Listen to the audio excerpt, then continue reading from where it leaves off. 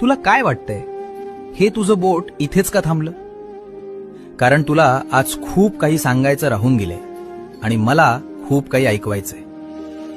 हे तुझं आणि माझं नातं आहे, योगायोग नाही. दुखतंय ना रे काळीज, गळा दाटून येतोय ना. तुला वाटतंय या जगात तुझं कोणीच नाही. तुला विसरायला मी काही माणूस नाही, मी तुझा स्वामी आहे. कुणाची भीती वाटते तुला?